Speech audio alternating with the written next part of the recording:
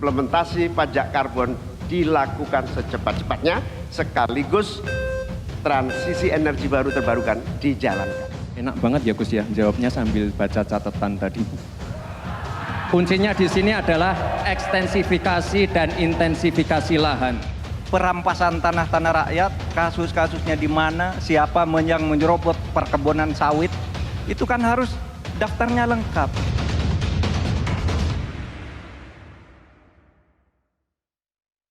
Ya, kembali bersama kami Mbak Fani, langsung saja. Jadi sebenarnya seberapa besar atau secara substansi lah kalau kita lihat sebenarnya ini siapa yang paling diunggulkan atau mampukah ini meningkatkan popularitas, ya kita lihat juga ya di media sosial seperti apa. Ya, jadi kalau memang kalau di media sosial kan kita capture-nya itu real time, Mbak Eliza. Jadi apa yang menjadi isu pada saat ini itu kemudian direspon oleh masyarakat di media sosial itu seperti apa gitu. Nah, memang tadi dari Mbak Grita kan bilang gitu bahwa ini kenapa capres atau cawapresnya tidak menyoroti soal isu lingkungan gitu. Karena memang kalau dari data yang kita lihat kemarin banyak sekali kan tema-tema subtema gitu, mulai dari masyarakat adat, agraria, terus kemudian soal lingkungan dan lain-lain. Nah, sehingga dari banyak tema ini kita melihat bahwa tema mana sih yang lebih dekat dengan masyarakat di luar dari persoalan ekonomi yang tadi disampaikan Mas Arya gitu. Ternyata persoalan agraria gitu yang jadi yang setelah gimmick, setelah etika, agraria. Kenapa? Betul. Karena isu-isu perampasan tanah, isu-isu soal sertifikasi tanah misalnya yang belum disertifikasi itu kan juga ibaratnya sebagai aset buat masyarakat ya gitu, dan apalagi masyarakat adat. Dan juga ada isu-isu terkait dengan bagaimana masyarakat adat nantinya ketika pembangunan IKN. Makanya isu agraria itu menjadi tinggi sekali di 29.000, ya engagementnya tuh 362.000 gitu. Jadi saya merasa memang perlu ada addressing khusus jika memang kita mau membahas isu-isu ini lebih spesifik ya gitu, tidak hanya soal agraria saja tapi soal bagaimana deforestasi, terus kemudian bagaimana penggunaan kendaraan listrik gitu. Saya merasa bahwa media sosial itu merupakan kanal yang paling tepat karena memang yang tadi disampaikan Mas Arya mungkin yang peduli dengan ini adalah masyarakat middle up gitu.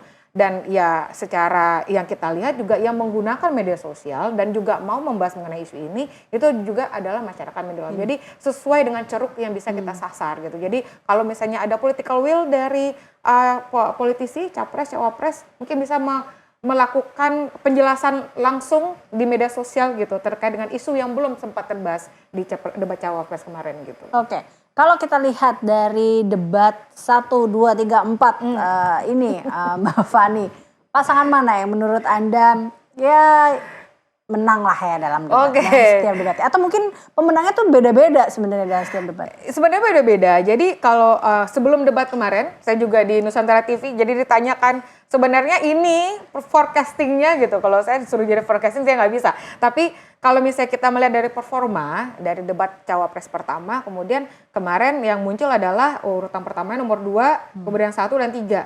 Tapi setelah dari data hari ini di media sosial dan bagaimana juga masyarakat merespon ya isu-isu yang disampaikan oleh cawapres ini terbalik ini. Jadi mungkin nomor 1 dulu, nomor 2 itu di nomor 3 dan nomor 2-nya terakhir. Karena memang ketika substansi tidak bisa disampaikan dengan cara yang baik dan itu jadinya tidak bisa tersampaikan juga message-nya kepada masyarakat gitu. Jadi informasi yang ditampilkan di televisi tentang debat cawapres kemudian juga pasti akan di-slicing lagi di media sosial. Nah itu perlu ada kepiawaian tertentu agar message yang sebenarnya itu tersampaikan pada publik yang menjadi target pemilih gitu. Oke, Mas Arya, kalau Anda sendiri melihatnya seperti apa nih? Jadi urutannya deh Mas Arya atau elektabilitasnya nih, apakah akan ada satu pasangan yang memang akan naik signifikan akibat debat kemarin atau seperti apa nih? Jadi gini Mbak, cara publik mengevaluasi debat itu sangat berbeda dengan cara kita mengevaluasi debat ya. Kita misalnya dengan ekspertis masing-masing. Jadi gini, debat itu, cara mengevaluasi publik itu selalu bias elektabilitas.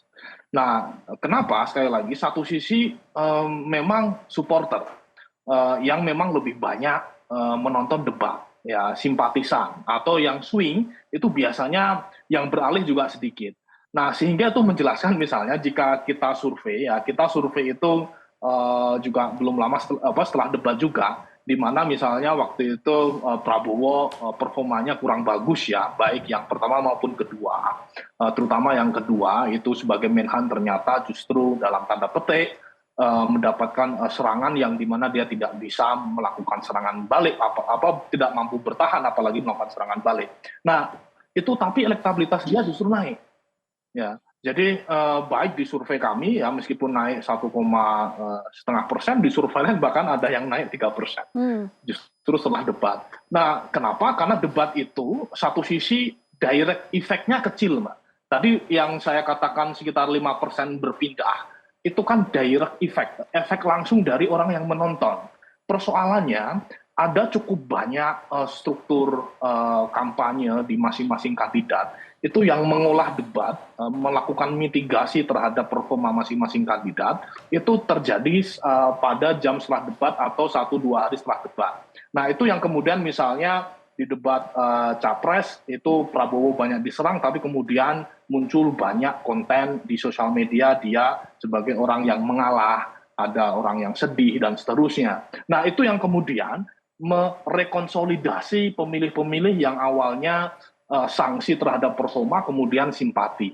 Nah, jadi debat itu satu sisi dia bagi kelompok menengah terdidik itu memang evaluasi penting, tetapi ada ceruk yang sangat besar yaitu menengah ke bawah yang itu bisa jadi mereka teraktivasi karena ada pesan-pesan yang dikalibrasi ulang. Jadi pesan-pesan debat itu kan oleh tim masing-masing dikalibrasi menjadi pesan yang berbeda meskipun substansinya sama. Nah itu yang kemudian berimplikasi terhadap elektabilitas karena suka tidak suka debat itu kan outcome-nya adalah dia akan dapat suara atau tidak sebenarnya dari performa debat. Nah jadi debat itu satu sisi penting karena dia menguji kandidat, satu sisi efek debat itu bisa jadi sangat berbeda dari performa kandidat. Karena ada mesin sedemikian beragam yang kemudian bekerja setelah debat ya, terutama misalnya di sosial media. Itu Mbak. Oke, artinya masih kita lihat ya seberapa besar mesin itu nanti mengolah hasil debat keempat ini untuk menaikkan popularitas ataupun elektabilitas itu ya, seperti itu ya Mas Arya ya. Saya kembali ke Mbak Grita, tapi tadi seberapa optimisnya Anda atau mungkin seberapa besar Anda juga melihat bahwa komitmen dari ketiga paslon ini akhirnya melihat isu-isu lingkungan dan juga tadi ada pembangunan berkelanjutan seperti itu ke depannya dan ada juga ekonomi hijau yang memang menjadi topik yang tidak hanya dibahas di dalam negeri tapi ini juga akan menjadi isu dunia sebenarnya terkait dengan hal ini. Anda melihat seberapa komitmen yang mereka bertiga? Iya, sebenarnya kalau dilihat komitmen, kalau kita mungkin tidak hanya bisa melihat dari visi dan misi saja ya, tapi kalau kami melihatnya juga dari track record. Nah, saya harus katakan memang track recordnya seluruh kandidat itu memang memiliki apa bahasanya, memiliki afiliasi atau ya memiliki afiliasi atau ya inilah ya keterlibatan dalam beberapa proyek strategis nasional yang mungkin juga ada yang berdampak terhadap kerusakan lingkungan, pencemaran lingkungan, dan juga berdampak terhadap konflik dengan masyarakat. Saya harus katakan di semua kandidat memiliki track record seperti itu. Jadi kalau seandainya kita bicara terkait dengan bagaimana komitmennya, ya itu sebenarnya yang saya harapkan dari debat kemarin adalah saya ingin melihat komitmennya dengan melihat hal-hal pathways yang lebih detail yang justru itu tidak saya temukan di visi misi. Dan itu juga ternyata tidak kami temukan juga di dalam debat tadi gitu. Jadi saya rasa kita masih punya banyak waktu, nggak punya banyak waktu sih sampai 14 Februari lah ya untuk betul-betul bisa melihat tidak hanya track record tapi juga menggali kembali dari kan saya akan ada beberapa kampanye akbar misalnya begitu. Tapi saya tahu kampanye akbar kan tidak akan ada dua arah dialog dua arah gitu ya. Tapi saya ingin melihat sebenarnya di dalam kampanye akbar itu apakah ada perbaikan visi misi atau hal yang lebih detail terkait dengan lingkungan dan sebagainya. Karena saya harus katakan ketika kita bicara isu lingkungan, kita tidak hanya bicara terkait dengan bagaimana impact-nya ke sekarang, ke kita, ke masyarakat yang ada saat ini gitu. Tapi isu lingkungan ini kan intergenerational gitu. Jadi kebijakan yang diambil oleh oleh paslon nantinya jika terpilih dalam 5 tahun itu akan berdampak terhadap kehidupan anak cucu kita nantinya gitu. Ya itu sebenarnya yang saya harapkan keluar. Oke, baik. Ini ada satu debat terakhir lagi untuk Capres, yaitu debat di tanggal 4 Februari. Sebelum 14 Februari kita akan memilih apakah isu itu juga nanti akan dihadirkan juga ya Mbak Grita di dalam pembahasan selanjutnya. Tapi ini mungkin untuk Mbak Fani dan Mas Arya serta Mbak Grita, saya boleh minta closing statement dari, mungkin saya mulai dari Mbak Grita terlebih dahulu. Mbak Grita, closing statement Anda seperti apa? Iya, sebenarnya yang saya harapkan, sebenarnya saya mengulang lagi tadi yang di awal. Yang saya harapkan sebenarnya isu lingkungan, isu perubahan iklim, apalagi itu tuh bukan menjadi isu kedua, bukan menjadi second issues.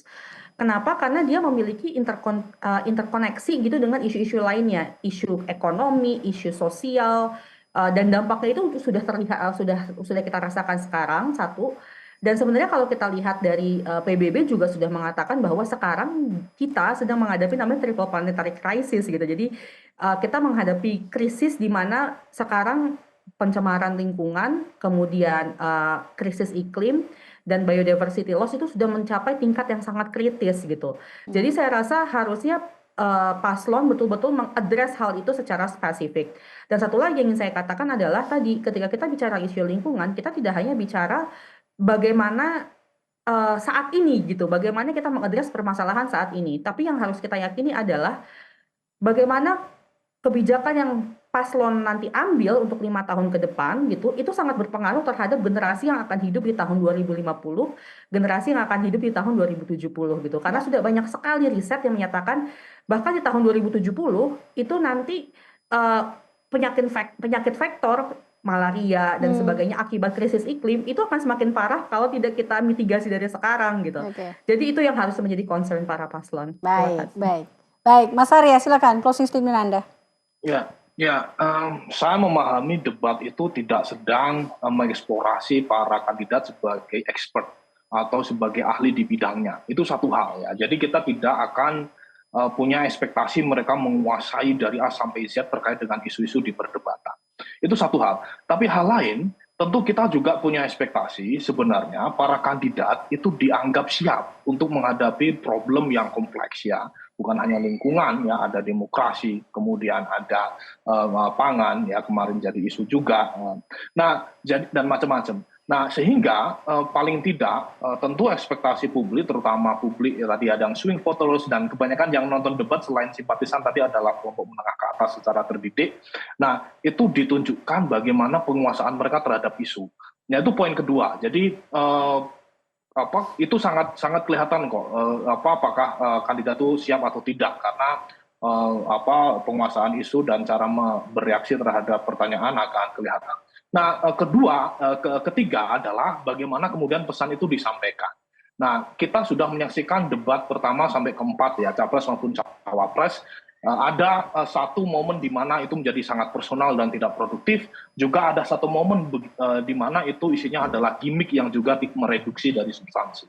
Nah, tentu itu harus semakin direduksi atau kalau bisa dieliminasi di debat terakhir. Karena debat terakhir itu adalah debat yang paling diingat oleh publik.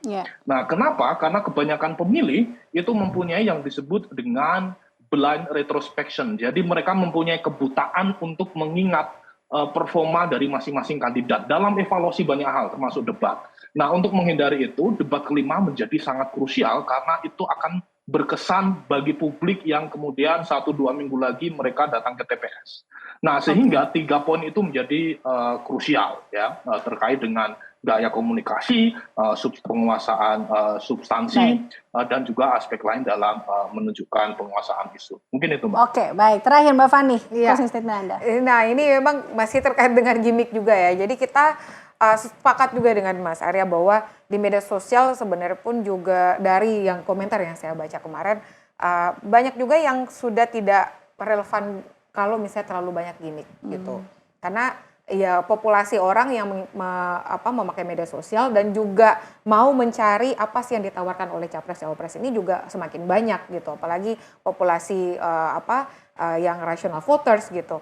Nah, karena debat kelima ini soal yang lebih seksi juga, soal kesehatan, soal SDM, dan masing-masing capres-cawapres kan sudah punya isu yang sudah digaungkan dari sejak awal kampanye Ya. masing-masing terkait dengan SDM, terkait dengan stunting dan lain-lain. Jadi saya merasa bahwa debat capres nanti akan pecah, dan kita juga kayaknya netizen yang sebenarnya suka perdebatan akan menunggu nih siapa yang akan diserang pada debat kelima ini nanti gitu. ya. Iya. Oke, apalagi tadi isunya benar-benar mungkin dekat sekali ya Iya. dengan masyarakat seperti itu. Jadi tidak perlu mencari gimmick-gimmick lah di debat Seharusnya berikutnya. seperti itu, tidak. iya. Baik, terima kasih Mbak Fani Candiago, terima kasih Mas Arya Budi dan juga Mbak Grita Anindari nih telah bergabung bersama kami dalam Special Report malam hari ini. Terima kasih Mbak Fani. Iya. Dan pemirsa, demikian Special Report Nusantara TV pasca debat keempat Cawapres untuk Pilpres 2024. Kami akan kembali tentunya pada program Special Report berikutnya pasca debat kelima Capres.